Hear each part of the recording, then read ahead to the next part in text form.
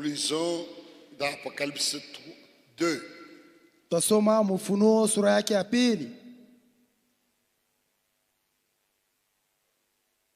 Du verset 12 Kuanzia mstari wa 12 au verset 17. Fika mstari wa 17.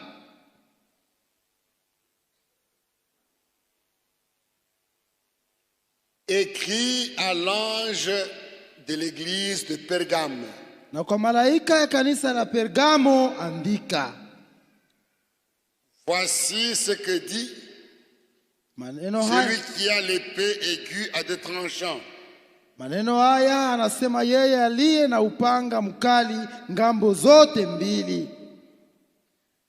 Je sais où tu demeures. Ninajua pahali unapokaa. Je sais que là est le trône de Satan. Ndipo pale ni kiti cha shetani. Tu retiens mon nom. Nawe unashika sana jina langu, Tu n'as pas renié ma foi. wala hukukana imani yangu. Même au jour d'Antipas, Hata katika siku za Antipa, mon témoin fidèle, mshuhuda wangu mwaminifu, qui a été mis à mort chez vous, aliyeuawa kati yenu, là où Satan a sa demeure. pahali shetani anapokaa. Là où Satan a sa demeure. Pahali peko makao ya shetani. Là où Satan a sa demeure. Pale shetani eko na makao yake. Mais j'ai quelque chose contre toi. Lakini mambo sifurahi nawe, C'est que tu as là des gens kwa sababu kule uko na watu attachés à la doctrine de Balaam, wanaoshika mafundisho ya Balama, qui a enseigné à Balak aliyefundisha Balaka à mettre une paix d'achoppement devant les enfants d'Israël kutia kikwazo mbele ya wana wa Israeli, pour qu'ils mangeassent des viandes sacrifiées aux idoles ili wakule nyama yenye kutolewa kwa masanamu et qu'ils se livrassent à l'impudicité. na wazini, Et qu'ils se livrassent à l'impudicité. na wajitowe kuuzini. De même, toi aussi, Vivyo hivyo wewe nawe tu as des gens attachés pareillement à la doctrine des Nicolaïtes. una watu wanaoshika mafundisho ya Wanikolai. Répands-toi donc, Basi tubu, sinon je viendrai à toi hao nitakuja kwako bientôt upesi, et je les combattrai avec l'épée de ma bouche. nami nitayafanya vita na upanga wa kinywa changu, Et je les combattrai. nami nitayakombanisha, Je les combattrai nitawakombanisha avec l'épée de ma bouche. na upanga wa kinywa changu. Que celui qui a des oreilles Yeye aliye na sikio entend ce que l'Esprit dit aux églises. asikie maneno Roho anasema kwa kanisa. Que celui qui a des oreilles Yule kuna masikio entende asikie ce que l'Esprit dit aux églises. ile Roho inasema kwa kanisa. À celui qui vaincra, Kwa yule atakayeshinda je donnerai de la manne cachée taleta mana iliyofichwa, et je lui donnerai un caillou blanc. na tampatia jiwe jeupe, Et sur ce caillou na juu ya ile jiwe est écrit un nom nouveau jina mupya limeandikwa, que personne ne connaît, ambayo mutu hajui si ce n'est celui qui le reçoit. isipokuwa yule anayoipokea. Amen. Amina. Seigneur, merci. Bwana, asante. Bénis ta parole qui a été lue. Ubariki usomi wa neno lako, Bénis ce qui sera dit, Seigneur, ubariki ile tasemewa Bwana, pour notre instruction juu ya mafundisho yetu et notre édification. na kujengwa Au kwetu, nom de Jésus-Christ. mu jina la Yesu Kristo. Amen. Amina. Asseyez-vous. Unaweza kuikala. Cette lettre Hii barua adressée à l'ange de l'église de Pergame iliandikwa kwa malaika wa kanisa wa Pergamo.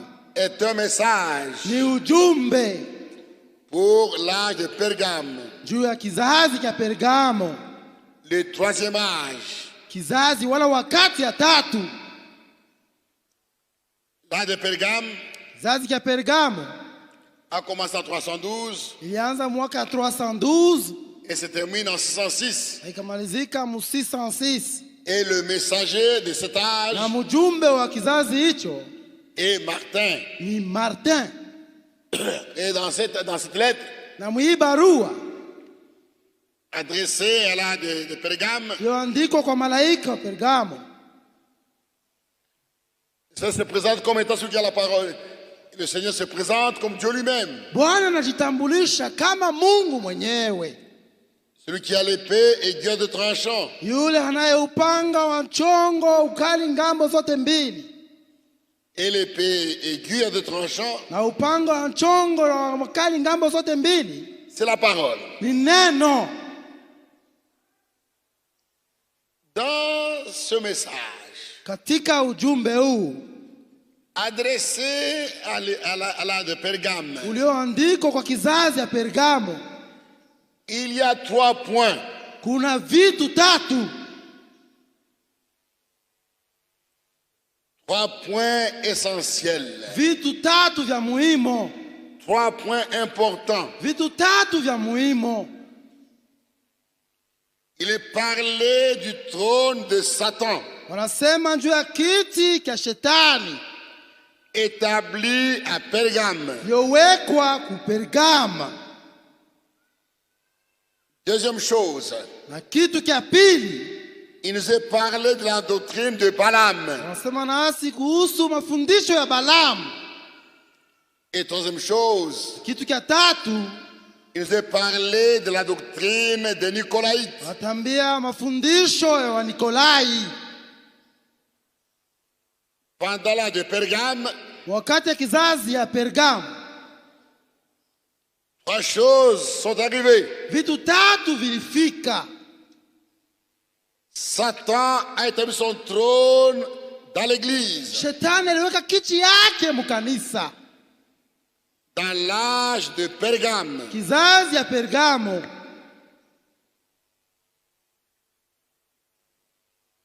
il y a la doctrine de Balaam. na mafundisho ya Balamu. Il y a déjà attaché de Balaam. Watu wanaoshika mafundisho ya Balamu. Et troisième chose, Kitu cha tatu, il y a déjà attaché à la doctrine de Nicolaïtes. watu wenye kuambatana na mafundisho ya Wanikolai. Satan Shetani a établi son trône aliweka kiti chake dans l'église, mukanisa dans l'âge de Pergame. wakati ya Pergamo. C'est que le Satan règne. Sema shetani alikuwa anatawala, Il a établi son trône. weka kiti chake. Dit, c'est de là que Satan règne. Sema njoo tokea kile kiti, yeye unatawala.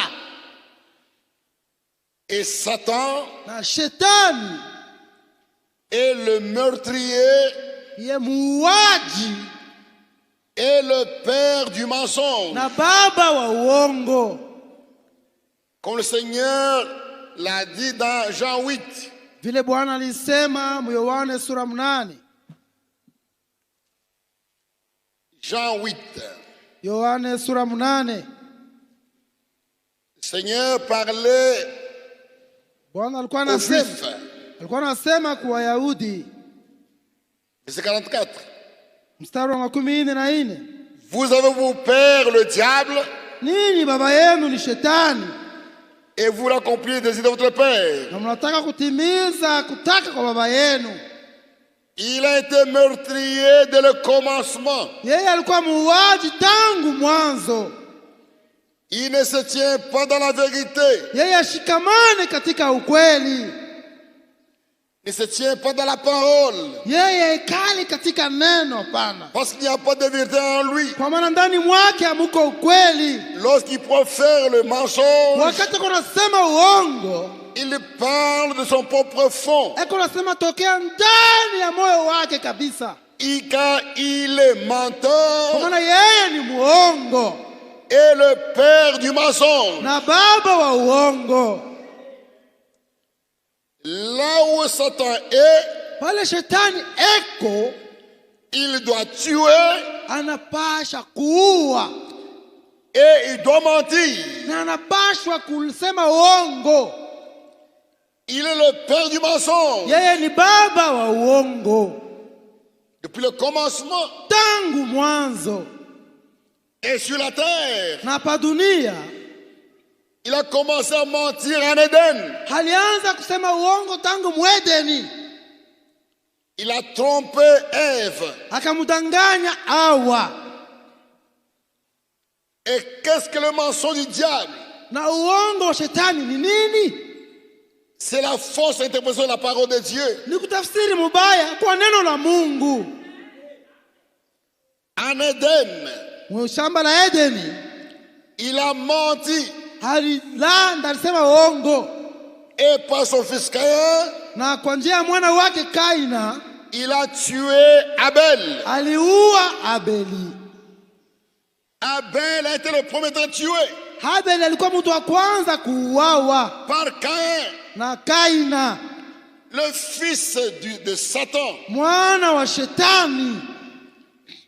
Et maintenant, Satan Na sasa shetani avait d'abord établi son trône à Babylone kwanza aliweka kiti yake Babiloni pour répandre le mensonge, ili asambaze uongo, pour répandre son mensonge. ili asambaze uongo wake. Il avait établi son trône d'abord à Babylone. Aliweka kwanza kiti yake Babiloni. De Babylone, Tokea Babeli Satan répandait l'idolâtrie, shetani alisambaza kuabudu sanamu, la fausse adoration. wa ibada ya uongo. Il avait entraîné les gens. Akakokota watu. Hey, assis-toi vite. Qu'est-ce que tu cherches? Wewe ikala, unatafuta nini?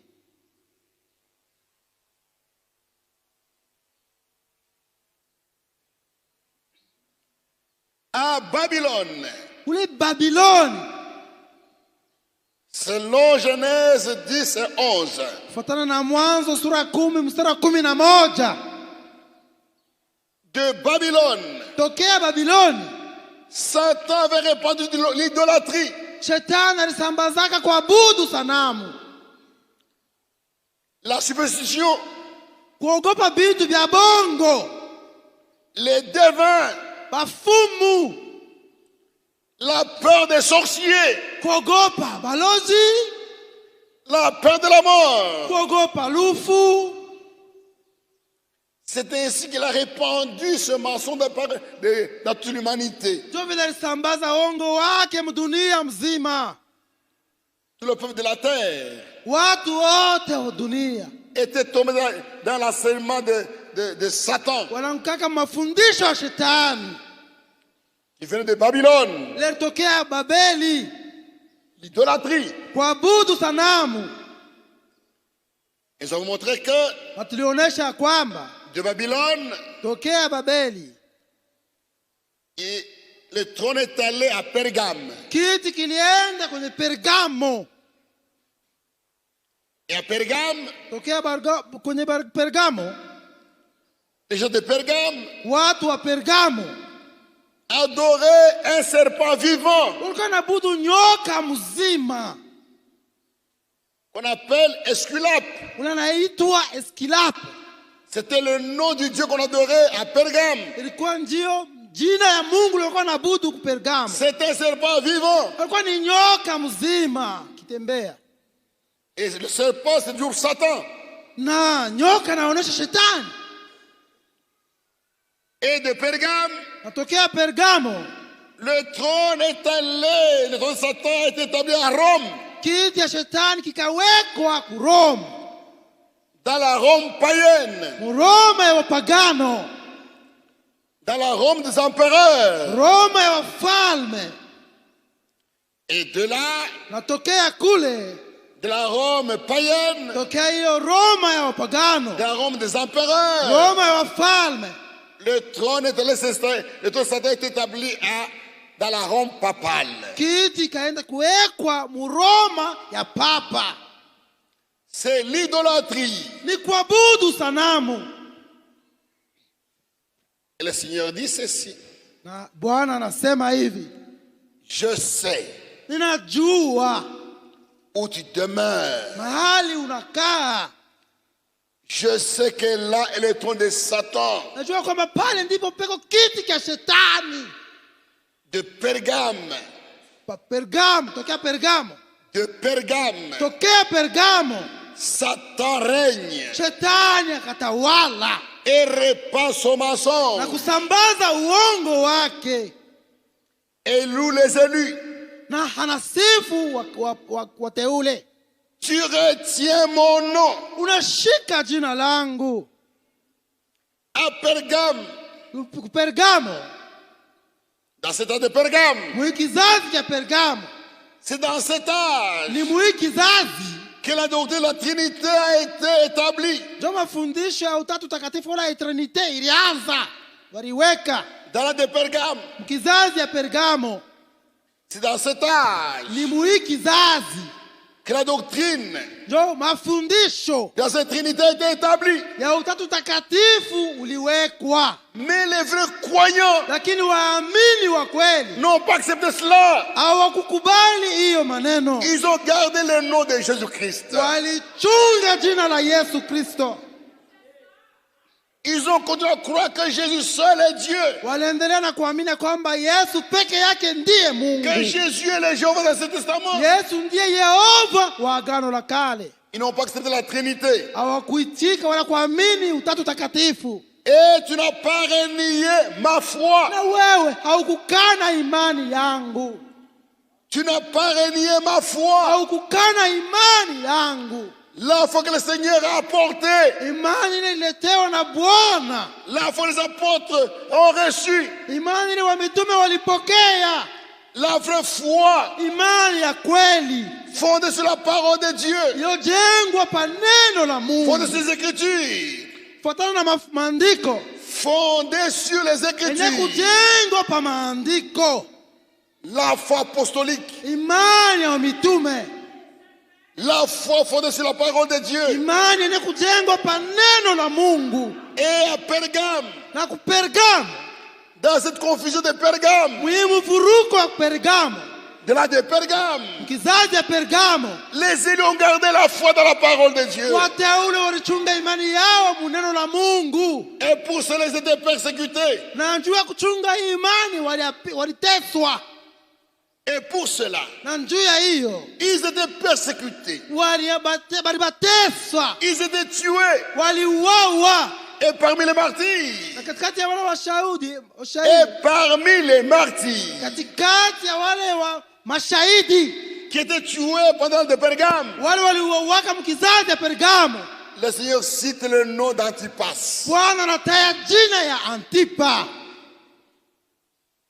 Tu n'as pas renié ma foi. Même au jour d'Antipas. Mon témoin fidèle. Qui a été mis à mort chez vous. Là où Satan se demeure. Voyez les meurtriers. Satan les meurtriers. Dans la de Pergame. Il a tué les vrais croyants. Et parmi les vrais croyants, il cite Antipas. Que l'histoire profonde ne connaît pas. Dans l'histoire, les historiens n'ont pas rapporté le nom d'Antipas. Même si le monde n'a pas retenu son nom. Même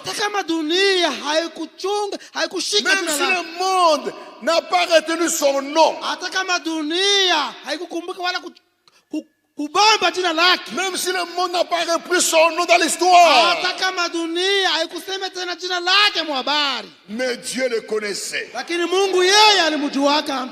Ma soeur, Même si tu n'es pas connu à Kolwezi, hata kama hujulikane humu Mkolwezi, tu n'es pas connu dans le monde, hujulikane mais mudunia, ce qui est certain, lakini liyo hakika Dieu te connaît. Mungu anakujua.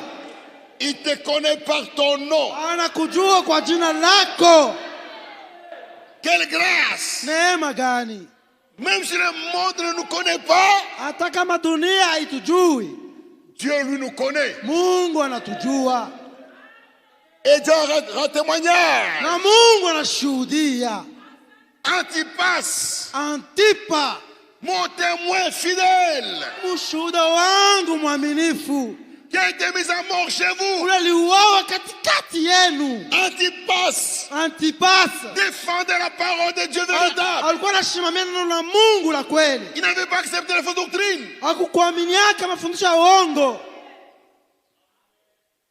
Et Dieu dit, Na Mungu anasema Antipas a été tué à Pergame, Antipas aliuawa kule Pergamo, là où Satan se demeure, kule shetani yako na makao yake, là où il a établi son trône. pale aliweka kiti yake. Mais Lakini j'ai quelque chose contre toi. lakini nina kitu kizuri juu yako. Lakini kile sifurahi nawe, J'ai quelque chose niko na kitu contre toi. kile sifurahi nawe. Contre toi. Mambo niko nayo na wewe juu yako.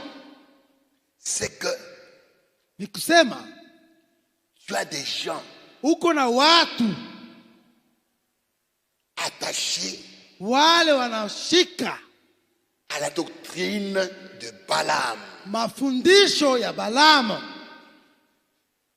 qui enseignait à Balak walikuwa wanafundisha kwa Balaka à mettre une paix d'achoppement devant les enfants d'Israël, aweke jiwe ya kikwazo mbele ya watoto wa Israeli, devant les fils d'Israël, mbele ya watoto wa Israeli, pour qu'ils mangeassent ili wakule des viandes sacrifiées aux idoles nyama zilizotolewa kwa masanamu et qui se livrassent à l'impudicité. na wajitowe kuuzini. Le Seigneur dit, Bwana anasema dans cet état de Pergame, mwi kizazi ya Pergamo il y a des gens comme Balaam, uko watu sawa Balaamu. il y a des gens attachés à la doctrine de Balaam. Watu wanashika wanafungana na mafundisho ya Balaamu. Qui est Balaam? Balaamu ni nani? Balaam est un faux prophète, Balaamu ni nabii wa uongo, un devin. mfumu, nganga wa asili. Balaam est un prophète. Balaamu alikuwa nabii, Il était comparé à un devin. alilinganishwa na mfumu. Lisons dans Nombre 22. Tutaisoma Mhesabu 22. Nombre 22. Hesabu 22. Nombre 22. Hesabu 22.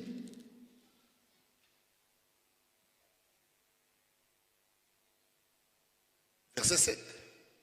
Mstari wa 7. Les anciens de Moab, Na wazee wa Moabu, les anciens de Moab wazee wa Moabu et les anciens de Madian na wazee wa Madiani partirent, wakaenda ayant avec eux des présents wakiwa nao mazawadi pour le devin. juu ya mfumu, Pour le devin. juu ya wafumu. Ils arrivèrent auprès de Balaam Wakafika kwa Balama et lui rapportèrent les paroles de Balak. wakamwambia maneno ya Balaka. Balaka Était le roi de Moab. alikuwa mfalme wa Moabu, Et Balaam na Balama était un prophète, kwa nabii, un faux prophète, nabii wa uongo, qu'on appelle ici le devin. ule tunaita hapa mfumu. qui s'était passé? Nini ilifikaka? Israël est sorti de l'Égypte. Israeli alitokaka mu Egypte.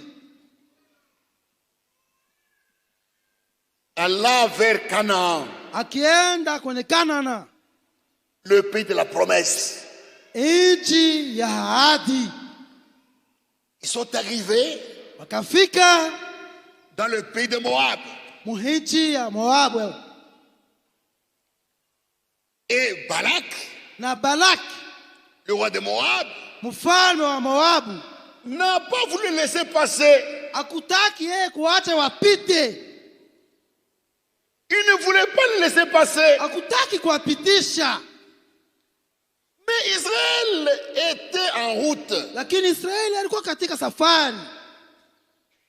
Il ne venait pas s'installer à Moab. Hakuanza kwenda kuikala mu Moabu. Ils étaient en route. Walikuwa katika safari. Ils étaient de passage. Walikuwa wanapita pour Canaan. Ili wende kukanana. Mais Balak, lakini Balak, un homme méchant, mutu mbaya, n'a pas voulu laisser passer Israël. Hakutaki kuacha Israeli apite. Oh, na kwa kuangalia Moab, les gens de Moab, watu wa Moabu avaient des liens de sang avec Israël. Walikuwa na bunduku na Israeli. Parce que Moab et les Moabites étaient les descendants étaient les enfants de Lot. Watu wa Moabu walikuwa watoto wa Loti. Et Lot, na Lot était le neveu d'Abraham. Alikuyaka neveu mwipwa wa Abrahamu.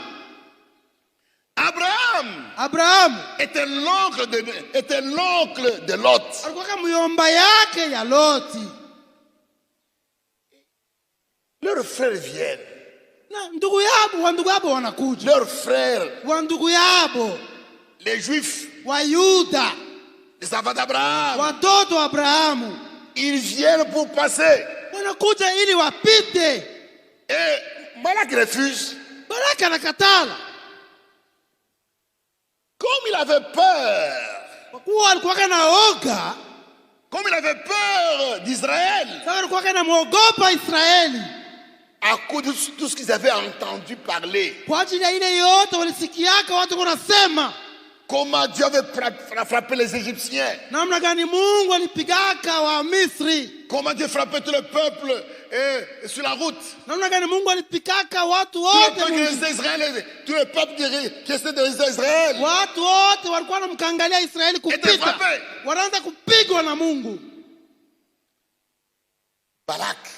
Balak, effrayé, il s'est dit,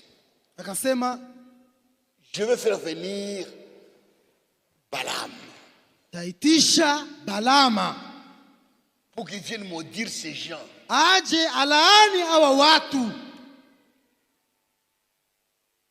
Et il a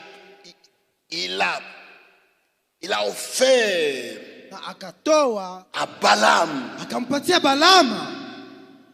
Il a promis de donner à Balaam de l'argent et de l'honneur.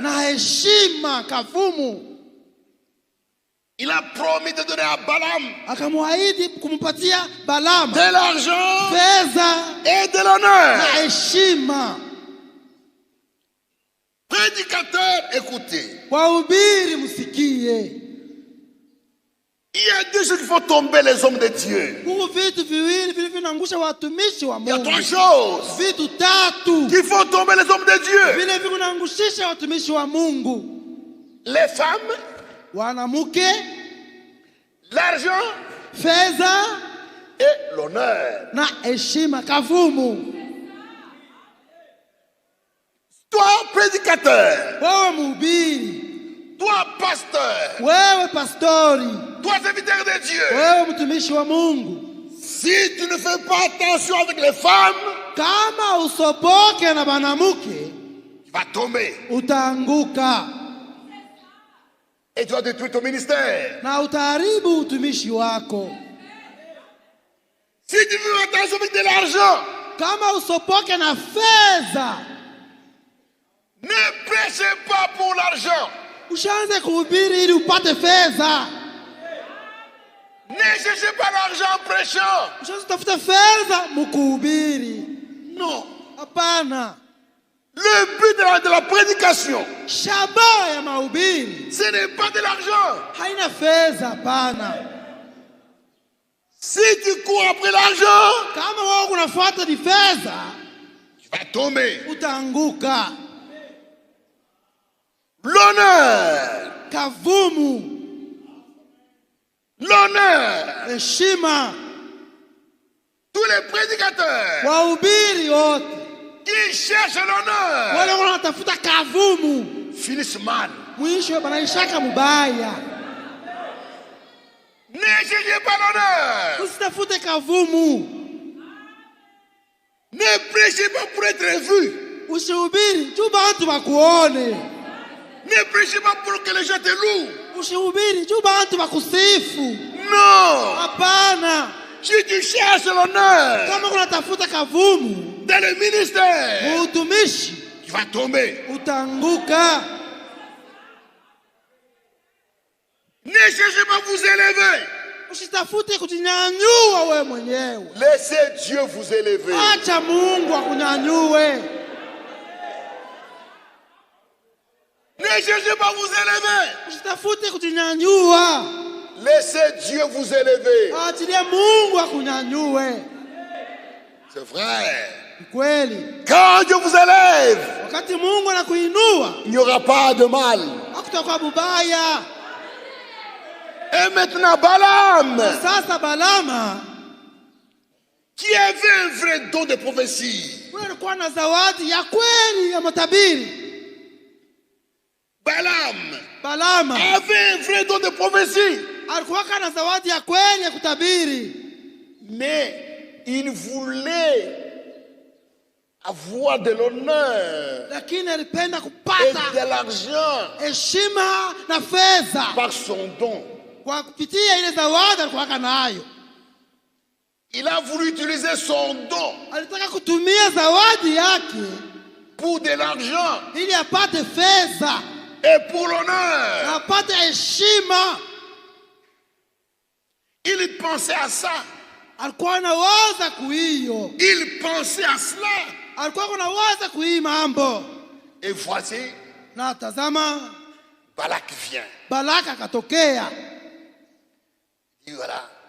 Okay. Balak lui envoie ses messagers. Balaka akamtumia wajumbe wake, wakamwambia, il y a Israël qui vient. Israeli kunakuja. Nous ne voulons pas qu'il passe par notre pays. Hatutaki apitie mwinchi yetu. Il risque de nous détruire. Anaweza kutuharibu. Toi, Balaam, Wewe Balama, nous savons que tunajua ya kwamba quand tu bénis quelqu'un, wakati unabariki mtu, il est béni. huyu mtu Quand tu le anabarikiwa. maudis, Ukimlaani, il est maudit. analaaniwa. Maintenant viens, Lakini sasa hapa kuja, maudis pour moi ce peuple. unilaanie hawa watu. Si tu les maudis, Kama unawalaani, voilà l'argent. fedha yoi. Si tu les maudis, Kama unawalaani, voici les titres. njoo macheo yako Dans tunakuchukulia. mon royaume, Ufalme yangu tu seras élevé. utanyanyuliwa, Tu auras un rang utakuwa na cheo mkubwa. élevé dans mon royaume. Utakuwa na cheo yenye Et tu auras kuinuliwa. de l'argent. Na utapata fedha nyingi.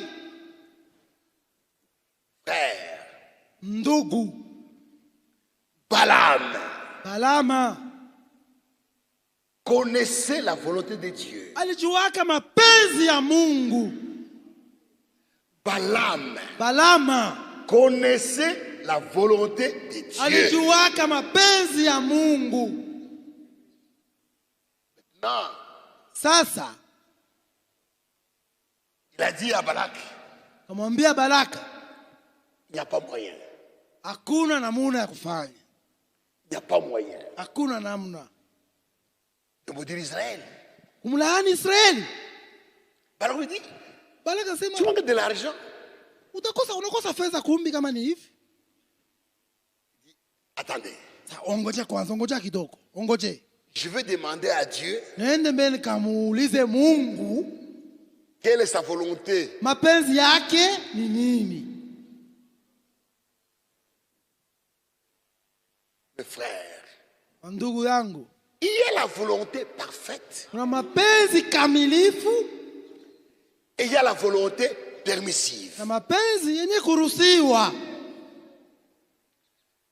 La volonté parfaite de Dieu Mapenzi kamilifu ya Mungu conduit à la bénédiction. iko napeleka mtu kubarikiwa. Et la volonté parfaite, la volonté permissive Na mapenzi yenye kuruhusiwa conduit à la mort. napeleka mtu kulufu.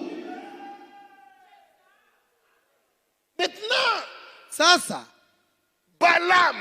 Balama qui connaissait la volonté parfaite de Dieu, unajua kama mapenzi kamili ya Mungu, il commençait à chercher la volonté permissive. akaanza kutafuta mapenzi yenye kuruhusiwa. Il cherchait la volonté permissive. Anaanza kutafuta mapenzi ile wanamruhusu. Qu'est-ce que la volonté permissive? Mapenzi yenye kuruhusiwa ni nini? Que le Seigneur te laisse faire ce que tu veux. Bwana anakuachilia sasa ufanye kile unataka. Que le Seigneur te laisse faire ce que tu veux. Bwana akuache ufanye mapenzi yako. Il y a la volonté de Dieu. Kuna mapenzi ya Mungu Et il y a ta volonté. na kuko mapenzi yako. Maintenant tu vas prier Sasa unaenda kuomba pour que Dieu ili Mungu te laisse faire ce que tu veux toi-même. akuachilie ufanye kile unataka we mwenyewe. Il est allé prier. Akaenda Oh Seigneur, kuomba. oh Seigneur. Bwana, Maintenant ce problème d'Israël. Balak dit ceci. Seigneur, donne-moi. Qu'est-ce que je dois faire? Nifanye nini Bwana? Nifanye nini? Dieu dit, ne maudis pas. Mungu anasema usilaani. Ne maudis pas. Usilaani Israeli C'est mon kama. peuple. Ni watu wangu Israeli. Frère, Ndugu, vous restez là dans nombre. C'est sûrement touchant. taisoma hii mkitabu ya Hesabu, iko nagusa moyo. Nombre 23. Mkitabu ya Hesabu 23.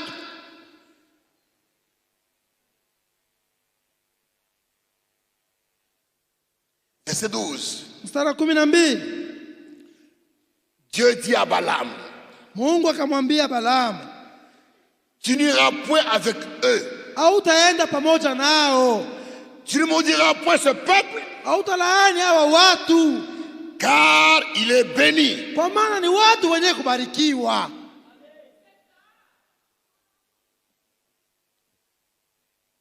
Dieu dit non. Mungu anasema hapana. Il dit à Balak, Amwambia Balaki, tu as refusé. unakatala. Mungu anakatala. Tu as refusé. Mungu anakatala.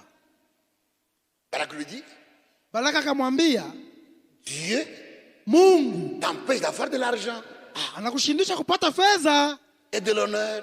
na heshima kavumu.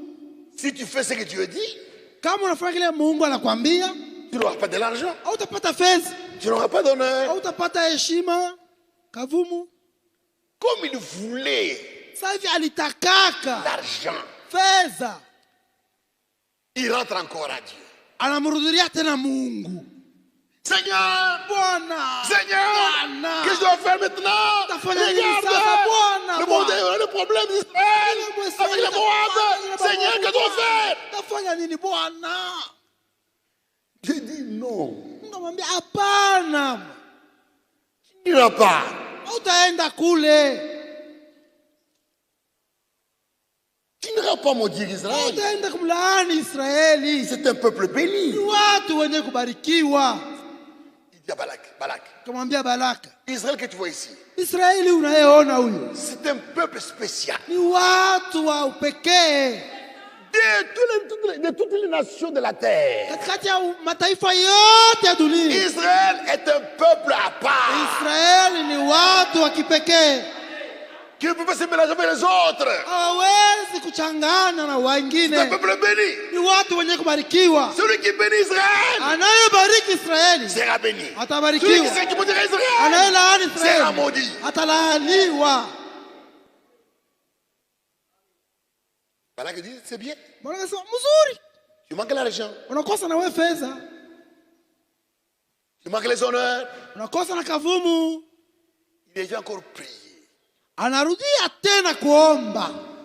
Mon frère, ma soeur. Ndugu yangu, dada yangu. Quand Dieu a déjà exprimé sa volonté, wakati Mungu ashakuonesha mapenzi yake, il ne peut plus changer. Hawezi kubadilika. La parole de Dieu, neno la Mungu, a déjà exprimé la volonté de Dieu. Ishakuonesha mapenzi ya Mungu. Pourquoi des questions? Toi nini tena maulizo mingi? Qu'est-ce que tu cherches? Unatafuta nini? Dieu a dit Mungu alisema que la femme mwanamke ne coupe pas ses cheveux. Asikate nywele yake. Frère, et maintenant à l'école, si on dit, kama nasema, ça ne me regarde pas. Ile mambo inaangalia mie. Qu'est-ce que tu cherches? Unatafuta nini? Que veux-tu? Unataka nini? À la fin, mwisho yote, Dieu dit à Balaam, Mungu akamwambia Balama, tu as tellement insisté. Sasa unapika mkazo sana. Tu as tellement prié, insisté sur le point. Unatia mkazo sana pa mambo moya moya. Va. Wendaki. Va. Wende. Dieu a autorisé. Mungu anaruhusu sasa. Oui. Uzuri. Il n'a pas autorisé. Akukuruhusu. Il t'a laissé faire. Alikuachilia ufanye ce que tu voulais. Kile ulitaka moyo wako.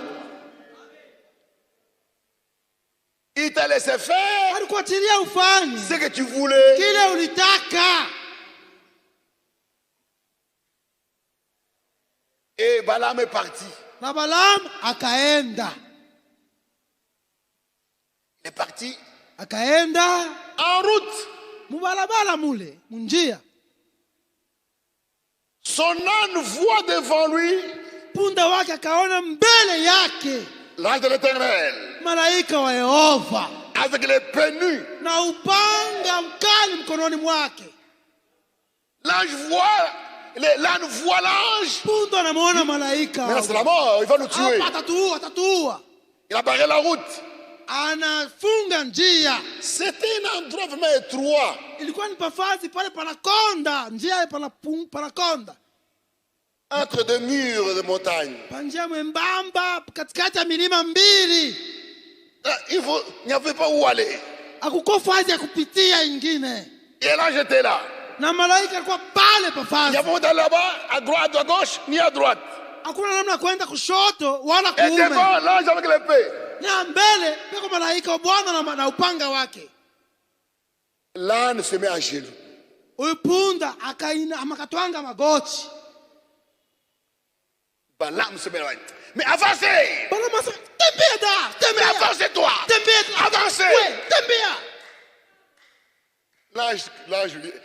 L'âne commence à parler. Punda anafikia mkipimo kwanza kusema. Pourquoi tu me frappes? Unanipigia nini? Je t'ai servi pendant des années. Tunakutumikiaka hii miaka yote. Je n'ai jamais fait ce que je fais aujourd'hui. Sijafanyaka hii na kufanya leo. Mais devant nous, il y a un ange. Mbele yetu kuko malaika. Avec l'épée. Na upanga mkali. Il va nous tuer. Atatuua. Balaam, au lieu de se repentir. Balama, bali ya kutubu. Et dire, je rentre. Na kusema, mimi narudia amo. Il dit, Seigneur, anasema Bwana, que je vais faire? Nifanye nini? Quelle incrédulité. Nikutoka mimi kwa namna gani huko?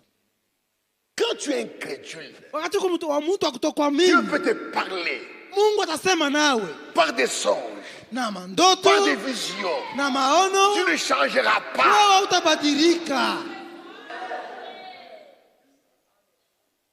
Je me rappelle quand j'ai commencé à prêcher le message ici à Kolwezi. Nakumbuka wakati tunaanza kuhubiri ujumbe Mkolwezi. Il y avait une femme. Kulikuwa kama mwanamke mmoja. Honorable. Mheshimiwa. Qui avait des dons véritables. Alikuwa na zawadi ya kweli. Ce qui disait arriver. Ile alikuwa anasema, alikuwa anafika. On priait ensemble avec elle. Tuanza kuombaka pamoja naye. Et vous présentez le message. Tukamhubiri ujumbe. Il a dit, kamwambia, ne coupe pas les cheveux. Usijikate nywele yako. Voilà ce que la Bible dit. Biblia inasema hivi. D'accord. Ya mzuri. Laisse-moi prier. Uniache nikaombe. Que Dieu me parle. Mungu aseme nami. Il me montre sa volonté. Anyambia mapenzi yake. Et d'aller prier. Akaenda kuomba. Akaomba. Akaomba. Elle revient nous dire. Akarudia kutuambia. Tu as répondu. Mungu anajibu. Tu as dit. Mungu anasema. Ce que ces gens-là disent. Ile watu wale walikwambia. C'est la vérité. Ni kweli. La femme mwanamke ne doit pas couper les cheveux. hawezi kukata nywele yake. Mais comme le ministère que tu as. Lakini sasa hivi utumishi ile wewe uko nayo. Le ministère que je t'ai donné. Utumishi ile mimi Mungu ndikupatia. C'est le ministère des hommes. Ni utumishi wa wanaume. Mais toi tu as ça comme femme. Wewe uko nayo ukiwa mwanamke. Comme tu exerces. Le ministère des hommes. Unatumia utumishi wa wanaume. Voilà pourquoi. Ndio kwa maana. Tu peux couper les cheveux. Unaweza wewe kukata nywele. Terminé. Tunamalizika. Dieu m'a dit, il m'a autorisé à moi de couper les cheveux. Mungu ananiruhusu mie kukata nywele yangu. Frère. Ndugu yangu. Quand Dieu a révélé sa parole. Mungu anafunua neno lake. Tu n'as qu'à croire. Wewe amini tu. N'osez pas les prier pour dire. Usisubutu kumuomba kwamba. Seigneur. Bwana. Ce message. Hii ujumbe. Est-ce qu'il est vrai ou pas? Je, ni ya kweli au hapana? Frère, tu aurais une réponse. Tu aurais une réponse. Ndugu, utapata jibu ataje. Et Balaam. Na Balama a été puni. Aliapizwa. Pour son incrédulité. Juu ya kutokuamini kwake. Pour l'amour de l'argent. Juu ya kupenda fedha kwa yake. Elle était là-bas. Alisimama pale. Il se met devant Israël. Anasimama mbele ya Israeli. Voulant maudire. Akitaka kulaani. Il prend dans la pensée. Mawazo yake. Il maudit. Eko nataka kulaani. Mais dans la bouche. Lakini mukinwa. C'est la personne qui sort. Ni baraka kunatoka. Mais Balaam. Tu es béni. Kuna babariki. Mais je t'ai appelé pour les maudire. Nilikuita juu balaani. Mais toi tu es béni. Sasa wewe unaanza kubabariki tena. Ce n'est pas moi. Mimi hapana. C'est Dieu qui change ma langue. Ni Mungu anabadilisha ulimi wangu. Ce n'est pas moi. Haina mie. Ma Dieu c'est là. Hata vile. Il n'a pas changé. Yeye kubadilika kamwe.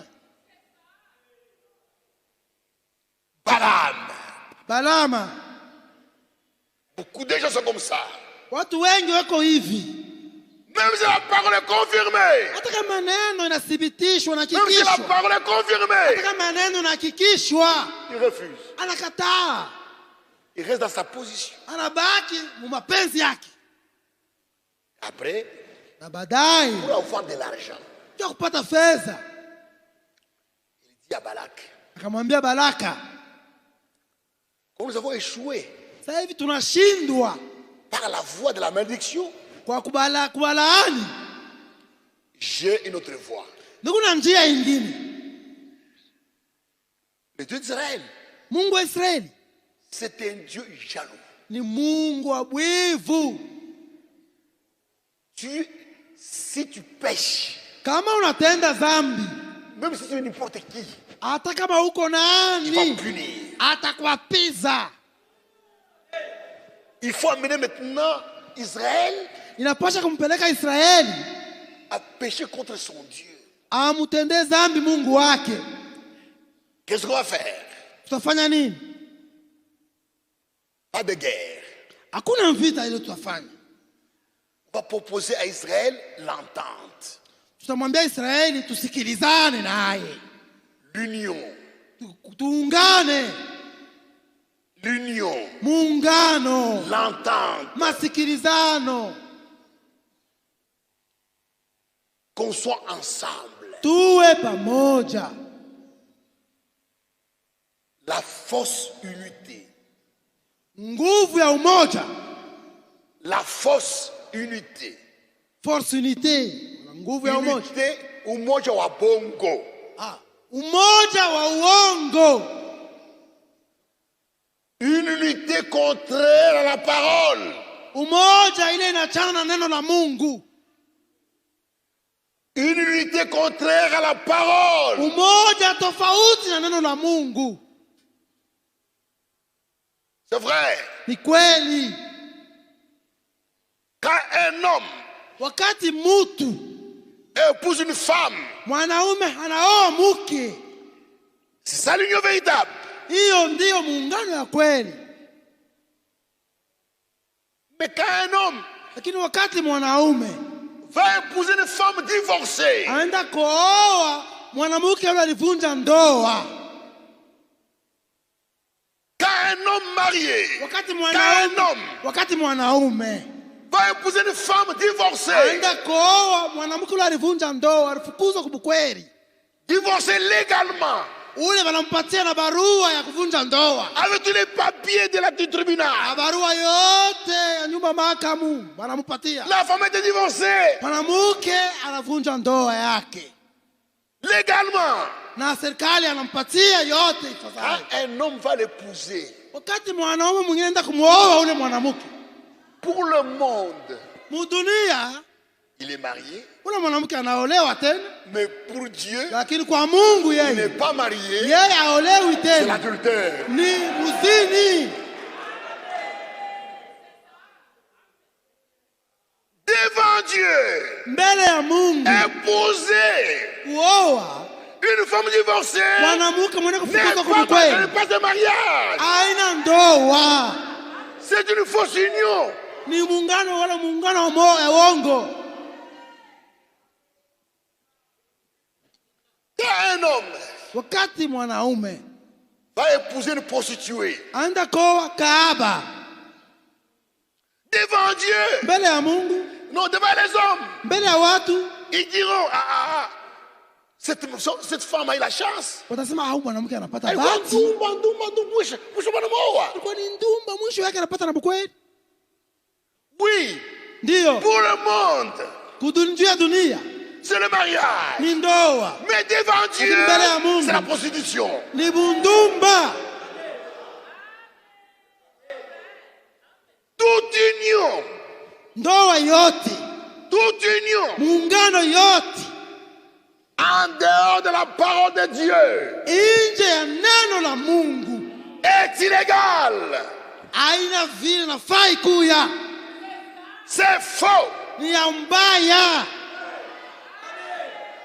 Et Balaam, na Balama, a amené le peuple d'Israël alisukuma watoto wa Israeli dans cette fausse union. Muile muungano ya uongo. Pourquoi? Njoo ya nini? Dieu avait d'Israël, Mungu aliambia Israeli dans la loi, msheria, qui ne peut pas se mélanger avec les autres peuples. Kwamba Israeli hawezi kuchangana na watu wengine, mataifa wengine. Il était interdit aux Juifs ilikuwa inakatazwa kwa Wayuda d'aller épouser une femme en dehors d'Israël. kwenda kuoa mke nje ya Israeli. C'était interdit. Ilikuwa inakatazwa. C'était illégal. Haikuwa mzuri devant Dieu. mbele ya Mungu. Aller épouser quand un Juif kwenda wakati Myuda va épouser une femme en dehors d'Israël, anaenda kuoa mwanamke nje ya Israeli. C'est la débauche. Ile ni msharati. C'est la débauche. Ni bundumba. Ni kindumba. Ni bundumba bule. Et Balaam savait ça. Na Balaam alijuaka hiyo. Akasema akamwambia Balaka, on va parler avec eux, tutazungumza nao pour qu'on s'entende. Juu tuhusiane, tusikilizane. Tuko wa ndugu. Vous êtes les enfants d'Abraham. Wewe mko watoto wa Abrahamu. Nous sommes les enfants de Lot. Sisi tuko watoto wa Loti. On doit se mettre ensemble. Tunapasha kuwa pamoja. Et les faux, na wale waongo, les faux, waongo, les faux croyants, waamini wa uongo, on t'applaudit, ok, wakafurahi, wanasema njoo vile vinapasha kuwa, njoo vile, on va s'entendre. Tutasikilizana. Organise une grande fête tengeneza karamu mkubwa en l'honneur de Baal Peor. juu ya Baal Peor. Baal Peor. Baal Peor. C'est Baal. Ni Baal. Baal Peor. Baal Peor. C'était l'idole des Moabites. Alikuwa ndio ile sanamu wa Moabu. C'était un faux Dieu. Alikuwa ni mungu wa uongo. C'était un faux Dieu. Alikuwa ni mungu wa uongo. C'est la fête. Wakatengeneza karamu. Les enfants d'Israël, watoto wa Israeli, les incrédules, wakutokuamini, ont laissé Moïse, wakaacha Musa, un prophète confirmé, nabii mwenye kuthibitishwa, mwenye kuhakikishwa, avec son message. na ujumbe wake. Ils ont laissé Moïse. Wakamwacha Musa. Je dis non. Moi, je aussi exagère. Musa naye anapitisha. Qu'est-ce qu'on fait s'entendre avec les gens? On doit s'entendre. Tutasikilizana. Pourquoi ils aiment dans la séparation? Non, nous allons. Ils sont partis là, wakaenda kule à la fête, kukaramu, pour consacrer la communion, ili pour consacrer l'unité. washangilie umoja wao, ushirika wao. Et Balaam na Balaam avait dit à Balak, alimwambiaka Balaka, dans cette fête-là, mwile karamu hiyo, amenez-y des jolies femmes, ulete mwanamke bazuri ba uso, des belles femmes, mwanamke bazuri ba uso ba Moabu bazuri, qu'elles soient bien habillées, bakome kuvala mzuri, qu'elles soient habillées sexy, bane kuvala bako naonesha mwili yao, qu'elles viennent avec les mollets exposés, les cuisses exposées, le bas-ventre exposé, avec le dessus de mamelles exposées. Comme ça, elles viennent avec cette partie exposée, avec le cuisse exposé, le bas-ventre exposé. Est-ce que tu comprends? Dada yangu, unashikia mzuri dans votre habillement. Mwanamuna yako kuvala. N'exposez pas ça. Ushaanze kuonesha kifua yako juu ya maziwa. N'exposez pas ça. Ushaonesha kifua yako. Le dessus des mamelles. Ni juu ya maziwa. N'exposez pas le bas-ventre. Usioneshe tumbo yako chini ya tumbo yako. N'exposez pas les cuisses. Usioneshe mapaja yako, makwisa. Ça met le péché. Iko naleta dhambi. Ça met le péché. Ça provoque la convoitise. Et Balak a préparé ses filles. Quand ils sont arrivés à la fête, les enfants d'Israël, en buvant, ils mangeaient, ils buvaient, avec les yeux sur ces femmes-là. Chacun a pris une. Quand ça prend des filles moabites, Dieu était fâché. L'épée est descendue. Il a tué 23 000 personnes en une journée. Comprenez, 23 000 personnes en une journée. La colère de Dieu. À cause de ce mélange. À cause de la débauche. C'est la débauche. Le mariage entre Israël et les Moabites, c'est la débauche devant Dieu.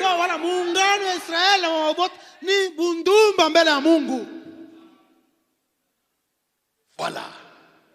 Le péché, c'est que Balaam avait fait. Amener les gens dans l'idolâtrie, dans la fausse union et dans la débauche. Nombre 25.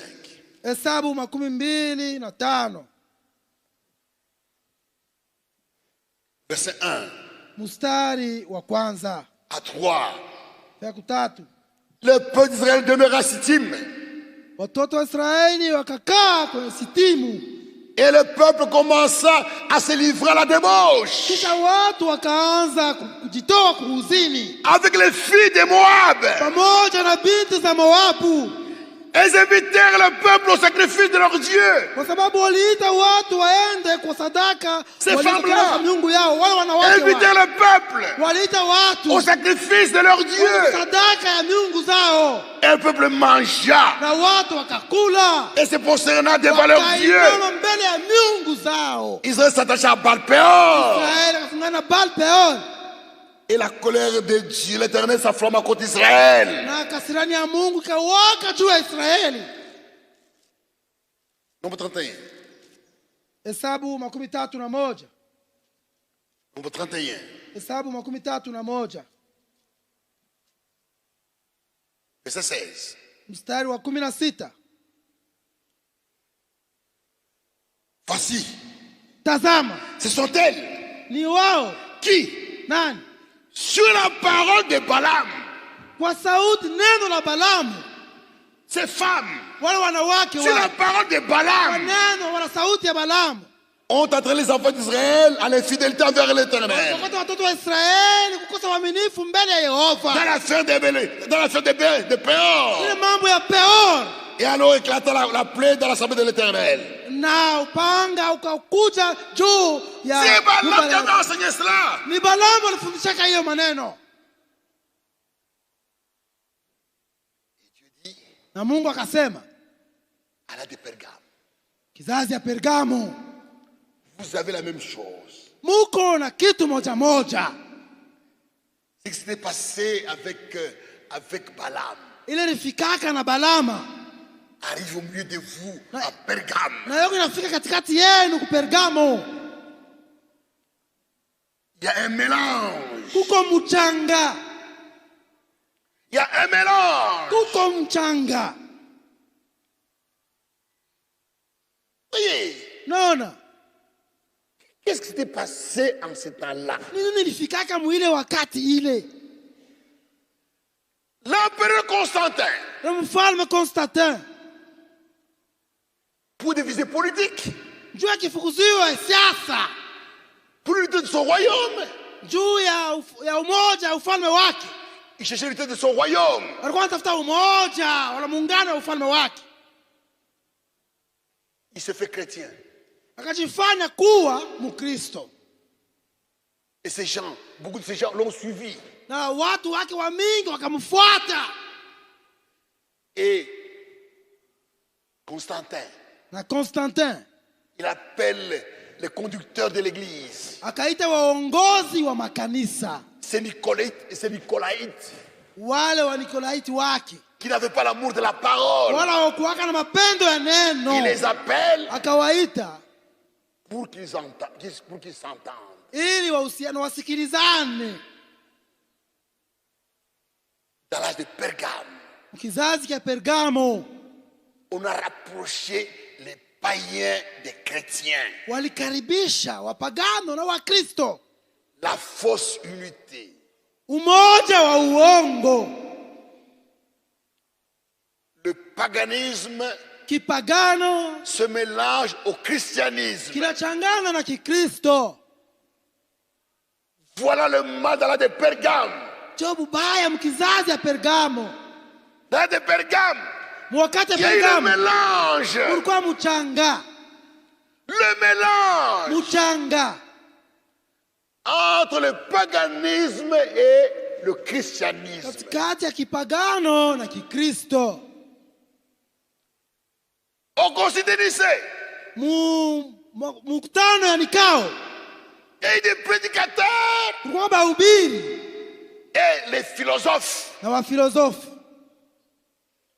Maintenant, ils devaient discuter. Sasa walipasha kuzungumza kabisa. On devait mélanger. Walipasha kuchanga la parole de Dieu. Neno la Mungu. À la philosophie des païens. Filosofia ya wapagano. À la philosophie grecque. Filosofia ya Wayunani. Frère. Ndugu. Ils ont mélangé cela. Wakachanga hii yote mbili. Ils ont mélangé. Wakachanga La philosophie. Filosofia. à la parole de Dieu. Na neno la Mungu. Dieu Mungu n'a jamais révélé sa parole aux philosophes. hajafunuliaka wa filosofi neno lake kamwe. Jamais. Kamwe.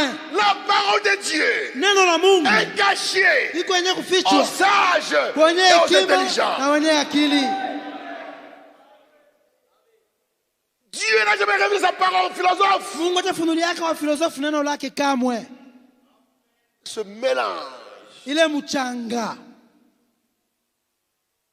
comme Israël, au Israeli celui-ci sur l'initiative de Balaam, chini ya ongozi wala mawazo ya Balama c'était mélangé au Moab. walichanganaka na wa Moabu. Maintenant, Sasa l'église kanisa et l'État na serikali se mettent ensemble. inakuwa pamoja. Frère, Ndugu, quand l'église wakati kanisa et l'État na serikali se sont mis ensemble wanaanza tumika pamoja dans la politique, musiasa, devant Dieu c'est la débauche. mbele ya Mungu ni bundumba, C'est la débauche. ni bundumba. Jésus a dit, Yesu alisema, mon royaume n'est pas d'ici-bas. ufalme yangu haina ya hapa chini. Le royaume des cieux Ufalme wa mbingu n'a rien à voir avec le royaume de la terre. haina na neno hata moja na ine ufalme wa dunia. Nous aurons notre temps Sisi tutakuwa na wakati yetu pour régner. njoo ya kutawala. C'est au millénium. Ni mtawala wa miaka Ce 1000. n'est pas aujourd'hui. Haina leo. Il a dit aux Juifs, Aliambiaka Wayuda, laissez à César ce qui est à César, mwachie à Dieu ce qui est à Dieu. mwachie Kaisara iliyo yake na ya Ne Mungu iliyo mélangez yake. pas. Musichange. Quand l'église Wakati kanisa commence se mêle à la politique, inaingilia mambo ya siasa devant Dieu, mbele ya Mungu, c'est la débauche. ni bundumba. C'est vrai. Ni kweli. Aucun apôtre n'a fait la politique. Hakuna mtume hata moja alifanya politiki wala siasa. Aucun apôtre Hakuna mtume hata moja ne s'était mêlé à la politique. ule aliingia mambo ya politiki, siasa. Frère, Ndugu, la politique aux politiciens. mwachie siasa kuwafanya siasa. Et vous, église, Na mwe ne kanisa vous mêlez pas à la politique. mushingie mambo ya siasa ya politiki. Ce sont deux domaines séparés. Ni mambo mbili yenye kutengana kabisa.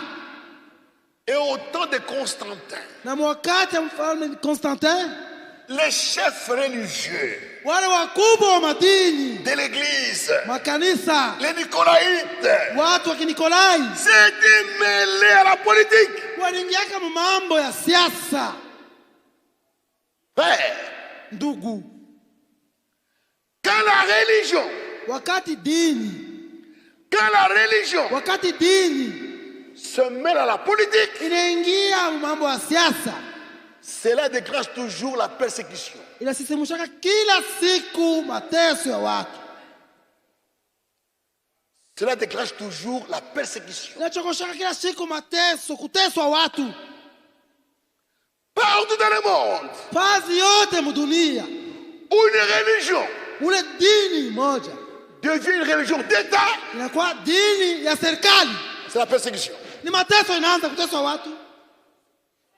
Quiconque va s'opposer à cela, Yeyote atakombanisha hiyo atauawa.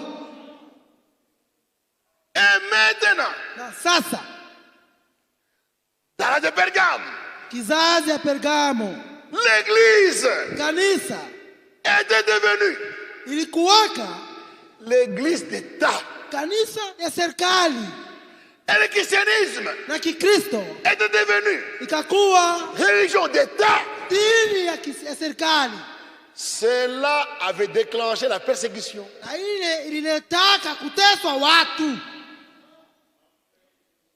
Et Dieu appelle cela la débauche. L'adultère. Une fausse union.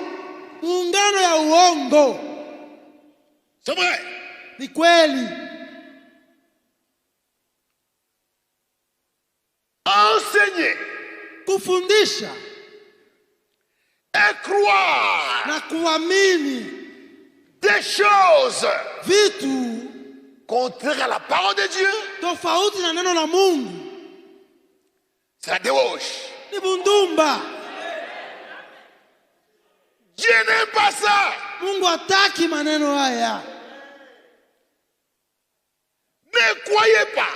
Usiamini kama. Et n'enseignez pas. Na usifundishe. Des choses contraires à la parole de Dieu. Vitu vya kuachana na neno la Mungu. C'est la débauche. Ni undumba.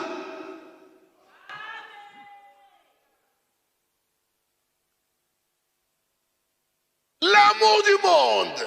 Kupenda dunia. C'est lui qui pense aimer Dieu. Yule anawazia kumpenda Mungu. Un chrétien. Mukristo. Un chrétien. Mukristo. Qui est attaché au monde. Ule asha kuambatana na dunia. Qui aime le monde. Anapenda dunia. Et les choses qui sont dans le monde. Na vitu viko mudunia. Devant Dieu. Mbele ya Mungu. Ce chrétien-là. Ule Mukristo ule. Est adultère. Ni musharati. N'aimez pas le monde. Musipende dunia. N'aimez pas le monde. Musipende dunia.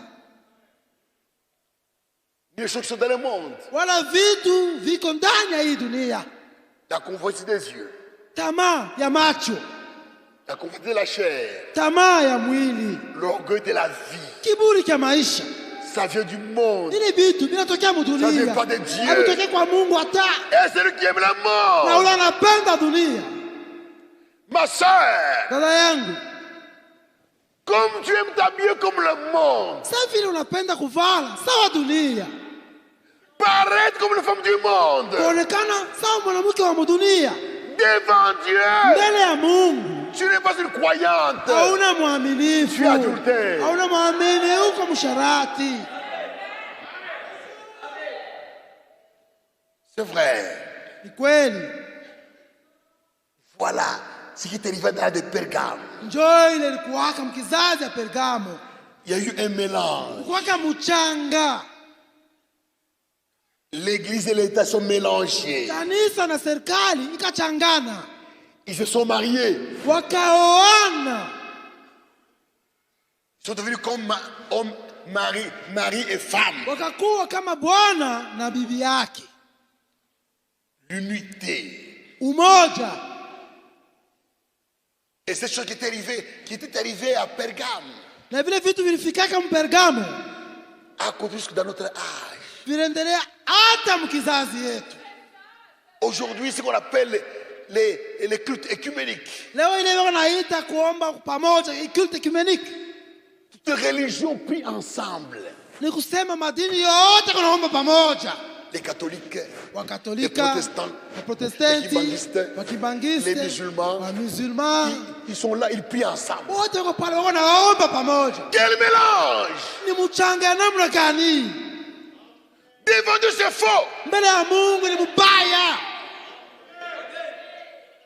Notre foi imani yetu ne peut pas se mélanger aux autres foi. Haiwezi kuchangana na imani zingine zote.